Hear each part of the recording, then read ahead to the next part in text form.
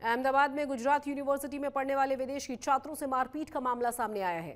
बताया जा रहा है कि नमाज पढ़ने को लेकर कुछ उपद्रवियों ने हॉस्टल में घुसकर अफगानी छात्रों को पीटा। इस मामले में पुलिस ने 7 लोगों की पहचान की है और 2 आरोपियों को गिरफ्तार कर लिया गया है।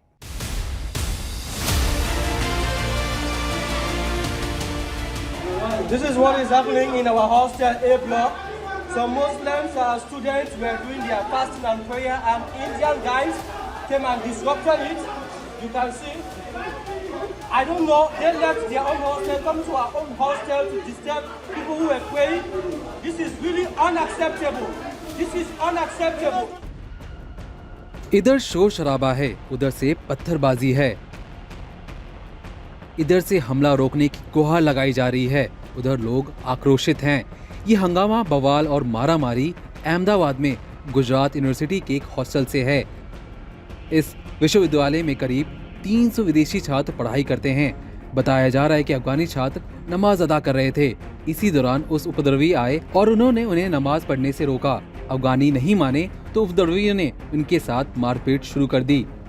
मास्क का ही इशू नहीं, पूरी सिक्योरिटी का इशू है। हम एश्योर करते हैं कि इन बच्चों को पूरी सिक्योरिटी हम देंगे। ये एक कल्चरल ओरिएंटेशन का मुद्दा है। भारतीय संस्कृति के साथ उनके साथ बैठ के हम वो क्या चाहते हैं और हम क्या इस विश्वविद्यालय के परिसर में नियम अनुसार उनको करने की आज्ञा दे सकते हैं, यही अभी हम लोग करने वाले हैं।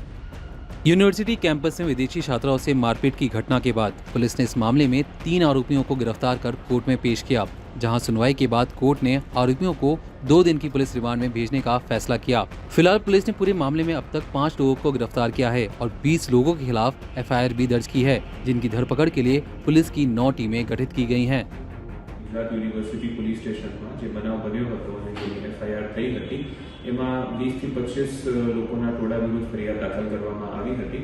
એ આરોપીઓને પકડવા માટે જુદી જુદી 9 ટીમોની રચના કરવામાં આવી હતી। 5 ટીમો ઝોન DCP હેઠળ અને 4 ટીમો ક્રાઇમ બ્રાન્ચની કામમાં લાગી હતી।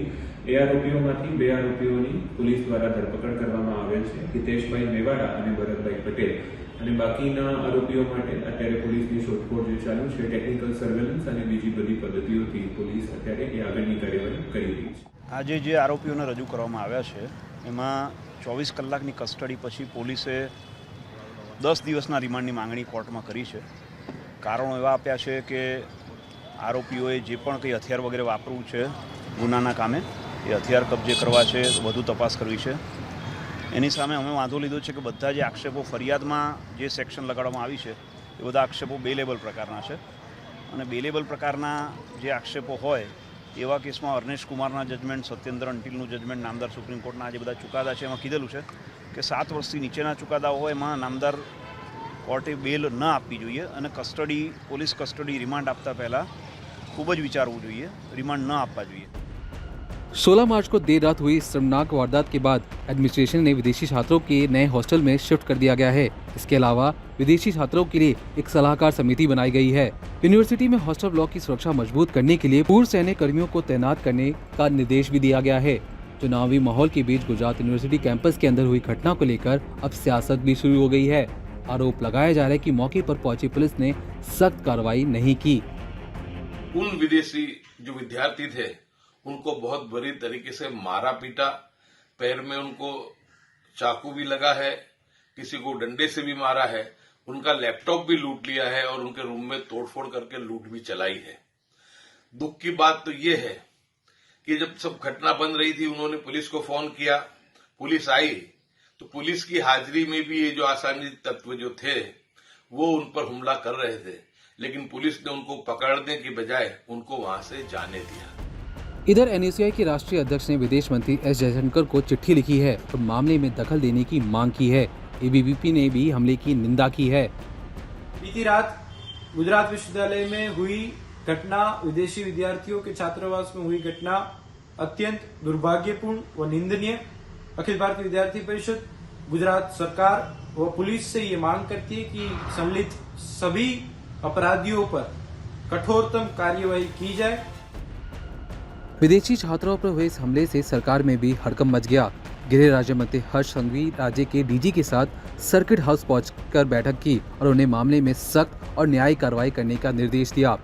कितनी शर्म की बात है जब आपकी भक्ति और धार्मिक नारे तभी सामने आते हैं जब मुसलमान शांतिपूर्वक अपने धर्म का पालन करते हैं। जब आप मुसलमानों को देखकर बेवजह क्रोधित हो जाते हैं।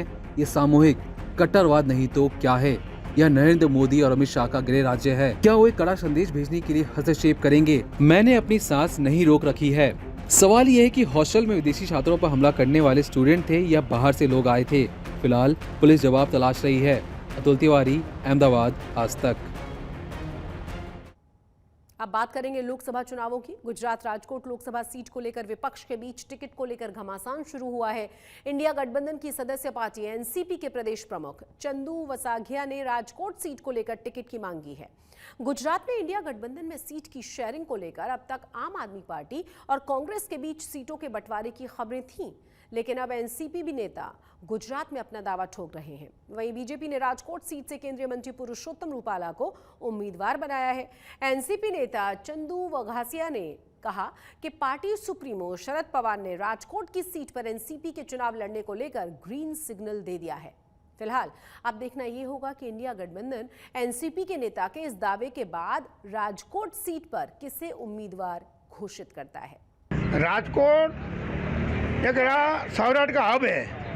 जो राजकोट एनसीपी में आ जाए तो आपको मालूम है कि राजकोट एक किसान का जिला है और साथ में यहाँ उद्योग बहुत है। तो एनसीपी यहाँ आ जाए तो पवार साहब का जो एनसीपी है वो उद्योग, किसान और सबको साथ में लेकर चलने वाला आदमी है। राजकोट में जो एनसीपी को टिकट मिल जाए तो हम साथ में सब ज्ञाति को साथ में लेकर चलेंगे और सारा परिणाम हम लाएंगे।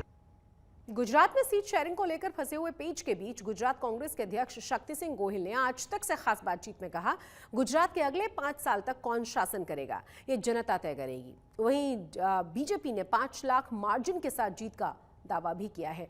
वो उसके अहंकार को दिखाता है। लोकसभा चुनाव की तारीखों का ऐलान हो चुका है और इसी को लेकर हमारे साथ बातचीत करने के लिए मौजूद हैं गुजरात कांग्रेस के प्रदेश अध्यक्ष शक्ति सिंह गोहिल जी। शक्ति सिंह जी, जिस प्रकार से तारीखों का ऐलान हुआ है, 7 चरणों में देश भर में 543 बैठकों पर चुनाव होगा। गुजरात की अगर बात की जाए तो तीसरे चरण के अंदर चुनाव होने जा रहे हैं। किस प्रकार से कांग्रेस तैयार, क्योंकि उम्मीदवारों का ऐलान तो हो चुका है, कुछ बाकी है। गठबंधन आम आदमी पार्टी के साथ है, बैठक भी आज हुई है कांग्रेस कार्यालय में। देखिए, मैं सबसे पहले स्वागत करता हूँ। लोकतंत्र में सबसे बड़ा त्यौहार और महत्व का कोई अवसर होता है तो वो होता है चुनाव, क्योंकि इस वक्त पे चुनाव के वक्त लोगों की ताकत से अगले 5 साल तक कौन शासन करेगा वो लोग तय करते हैं। मैं स्वागत करता हूँ ये चुनावी जो घोषणा हुई है उसकी। मुझे पूरी उम्मीद है कि देश की जनता और गुजरात की जनता का प्यार, आशीर्वाद और समर्थन हमारे इंडिया गठबंधन को मिलेगा। 2014 और 2019 में मौजूदा भाजपा सरकार ने बहुत गारंटियां दी थी, बहुत बड़ी बड़ी बातें की थी। 2 करोड़ नौकरियां खुल जाएगी, काला धन वापस आएगा, यूं ही 15-15 लाख अकाउंट में आएंगे, महंगाई चली जाएगी, काला धन चला जाएगा, देशवासियों को बहुत खुशहाल बना देंगे, किसान की आय दुगनी कर देंगे। ये सारी गारंटियां फेल हुई है। सिर्फ चंद उनके चहीते लोग प्रॉस्पर कर रहे हैं। आम हिंदुस्तानी की दिक्कतों में बहुत बढ़ोतरी हुई है। मैं धन्यवाद करूंगा ऑनरेबल सुप्रीम कोर्ट का कि कॉन्स्टिट्यूशनल बेंच ने जब इलेक्टोरल बॉन्ड को खारिज करते हुए सच्चाई देश के सामने आई है तो ये साफ दिख रहा है कि भाजपा ने काला धन इलेक्टोरल बॉन्ड के जरिए इकट्ठा किया। ईडी, सीबीआई और इनकम टैक्स के जरिए रेड करवा के हफ्ता वसूली की, उनसे इलेक्टोरल बॉन्ड लिया। फर्जी कंपनियां हैं जिसका शेयर होल्डिंग 130 करोड़ का सिर्फ है, वो 410 करोड़ का इलेक्टोरल बॉन्ड उनको दे रहे हैं। ये जो चीज़ें बाहर आई है कि एक हाथ से जनता की तिजोरी की लुटा दो, कंपनी को फ़ायदा दिला दो और फिर किकबैक के रूप में परसेंटेज के तौर पे इलेक्टोरल बॉन्ड से पैसे लिए हैं। जनता देखती है आखिर में सब कुछ। मुझे पूरा विश्वास है। और गुजरात में हम 24 सीटों पे हम लड़ रहे हैं, 2 सीटों पे हमारी सहयोगी पार्टी आम आदमी पार्टी लड़ रही है। मुझे पूरा विश्वास है कि गुजरात की जनता ने बड़े विश्वास के साथ भाजपा को वोट किया था, वो अपने आप में ठगा महसूस कर रही हैं। उनका प्यार, आशीर्वाद और समर्थन ज़रूर कांग्रेस को और इंडिया गठबंधन को मिलेगा। बुलेटिन में बात करेंगे सीएए की। अहमदाबाद में माइनॉरिटी समुदाय के रहने वाले 18 लोगों को भारतीय नागरिकता का प्रमाण पत्र सौंपा गया। इसके लिए जिला कलेक्टर ऑफिस में भारतीय नागरिकता प्रमाण पत्र पुरस्कार शिविर का आयोजन किया गया, जिसमें गृह राज्य मंत्री हर्ष सांघवी के हाथों इन लोगों को इंडियन सिटीजनशिप का सर्टिफिकेट दिया गया। सर्टिफिकेट पाने वालों में ज्यादातर लोग पाकिस्तान, अफगानिस्तान और बांग्लादेश से आकर गुजरात में बसे हुए थे। आपको बता दें कि साल 2017 से लेकर 2023 तक गुजरात में अब तक 1167 लोगों को इंडियन सिटीजनशिप का सर्टिफिकेट सौंपा गया है। गुजरात के गृह राज्य मंत्री हर्ष संघवी हमारे साथ मौजूद है, उन्हीं से बात करेंगे। सर, एक बार फिर पाकिस्तान, अफगानिस्तान और बांग्लादेश के जो नागरिक अहमदाबाद में रह रहे हैं, गुजरात के अलग अलग हिस्सों में रहते हैं, उन्हें नागरिकता देने का काम अहमदाबाद में किया गया है। कितनी प्रसन्नता होती है और जो लोगों को नागरिकता मिली है उनमें भी एक खुशी देखने को मिल रही है? देखिए, आज ये बहुत खुशी का दिन है कि ख़ास तौर पे पाकिस्तान, बांग्लादेश और अफ़गानिस्तान से जो नागरिक अपनी सुरक्षा के लिए, अपने परिवारजनों को सुरक्षित करने के लिए ये सभी देश छोड़ के 2014 से पहले भारत में आए हैं, ऐसे नागरिकों को आज भारतीय नागरिकत्व जब एनायत हुआ तो इनके चेहरों पे जो खुशी थी, वो खुशी करीबी से देखने का जो अवसर है, वो अपने आप में बहुत ही बड़ा अवसर है। इन सभी का दुख, जब वो पाकिस्तान में रहते थे, किस प्रकार का जोर उन पे होता था, ये सभी बातें मैंने उनकी बहुत करीबी से सुनी है। तो वो जुर्म और ये खुशी, ये दोनों के बीच में जो अंतर है, ये अंतर देखने का भी मुझे खुद बहुत ही बड़ा अवसर प्राप्त हुआ है। और ख़ास तौर पे ये सभी परिवारजनों ने मोदी जी का बहुत बहुत आभार माना है। मोदी जी और अमित शाह जी का आभार इसके लिए इन्होंने माना है क्योंकि नियमों में जिस प्रकार से बदलाव लाके सिटीज़न अमेंडमेंट एक्ट 1955 में जिस प्रकार से दिल्ली के धक्के खाने पड़ते थे, आज यही सब नागरिकों को अपने अपने जिला कलेक्टर थ्रू ये नियम के आधारित उनको ये सत्ता प्राप्त हुई और उनकी ये सब प्रोसीजर्स, उनको धक्के खाए बिना उनकी प्रोसीजर्स आज ख़त्म होती है। जैसे कि अहमदाबाद, कच्छ, गांधीनगर, ये सभी के नागरिकों की सत्ता उनके कलेक्टर को दी गई। आज 18 लोगों को फिर से एक बार मैंने नागरिकत्व यहाँ पे एनायत किया है।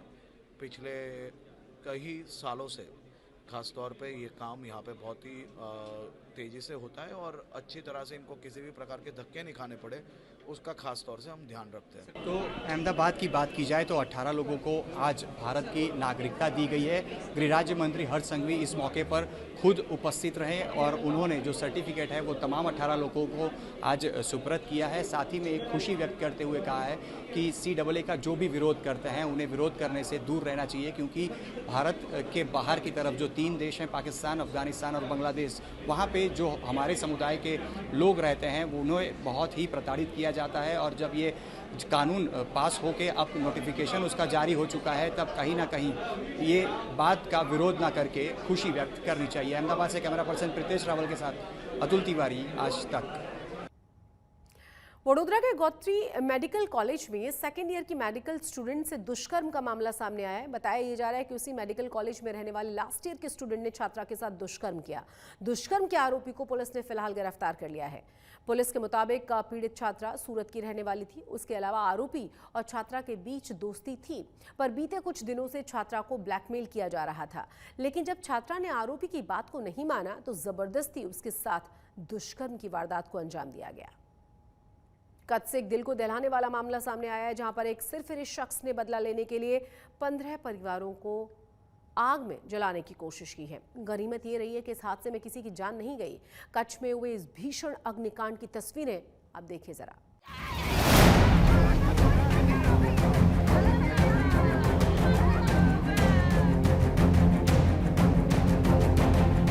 धू कर जल रही ये आग न तो किसी लापरवाही से लगी है और न ही किसी शॉर्ट सर्किट जैसी घटना की वजह से, बल्कि एक सोची समझी साजिश के तहत इस आग को लगाया गया है ताकि एक साथ 15 परिवारों को मौत के घाट उतारा जा सके। तस्वीरें कच्छ के अंजार की हैं, जहां रविवार सुबह हुए इस अग्निकांड ने 15 परिवारों को दहशत में डाल दिया। गनीमत ये रही कि साजिश के तहत किए गए अग्निकांड में किसी की जान नहीं गई। अंजार में हुए इस अग्निकांड में जिन लोगों के मकान जलाए गए वो सभी लोग मजदूर परिवार से ताल्लुक रखते हैं और दिहाड़ी कर अपने परिवार का पेट पालते थे। पीड़ित लोगों के मुताबिक जब उन्होंने फ्री में मजदूरी करने से इनकार किया तब आरोपी मोहम्मद रफीक कुम्हार नाम के शख्स ने उनके घर को आग के हवाले कर डाला। आग क्या अपने रफीक कुम्हार मजदूरी करवाने जाए, 100 रुपये दे, रात को जाए दिन को जाए लेके जाए और पैसा देता ही नहीं है। इस चक्कर में बोला कि मजदूर आए कि चलो काम पे, तो भाई नहीं आवे, पैसा नहीं दे तो हम आए क्यों, तुम नहीं आओगे भागो तुम यहाँ से, जगह खाली करो, मेरे बाप की जगह है सब ये। यूँ करके भगाया कि साहब ऐसा है कि ये खाली कर देंगे तुम्हारी जगह हो जो भी हो, लेकिन हमको भगाओ मत कि आग धरता हूँ मैं सब। 3 छोकरियाँ अंदर सो रही थी, वो उसको माँ मुश्किल से निकाला बाहर। हाँ, आग लगाने के बाद में बस बाहर लगाए, इधर से भागे तो दूसरी जगह जाके आग लगा दी। हम मजदूरी करने आए थे, यहाँ पे मजदूरी करने आए थे। हम गुंगे में रहते हैं, गुंगे में आके वो हमको बोलता है काम पे चलो।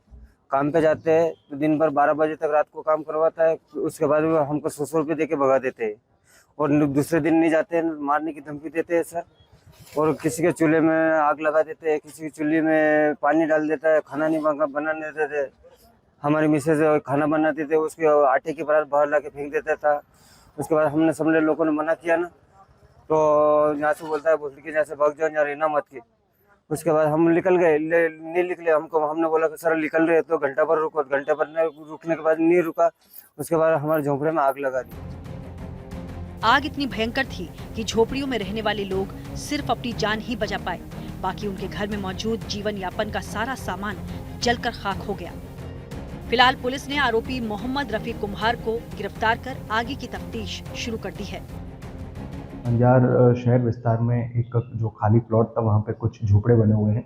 उस झोपड़े में जो कुछ मजदूर लोग और उनके परिवार के साथ जो लोग रहते हैं, वहाँ पे एक व्यक्ति आता है और वो व्यक्ति जो है वहाँ पे उस झोपड़ों को जलाता है। उसी दरमियान मजदूर और उनकी परिवार जो है वो बच के बाहर निकल जाते हैं। पुलिस को जैसे ही इस घटना की सूचना मिलती है, पुलिस की अलग अलग टीमें और जो थानाधिकारी है वो तात्कालिक घटनास्थल पे पहुँच के, और जिस व्यक्ति ने ये कृत्य किया हुआ होता है उसके लिए अलग अलग पुलिस द्वारा टीमें बना के उस व्यक्ति को तात्कालिक पुलिस द्वारा पकड़ा गया है। इन झोपड़ियों में लगी भीषण आग में इंसानों की जान तो बच गई, साथ ही ये भी सबक सिखा गई कि सिर फिरे लोगों से सावधान और सतर्क रहने की जरूरत है। कच्छ से कौशिक कठीचा के साथ आज तक ब्यूरो।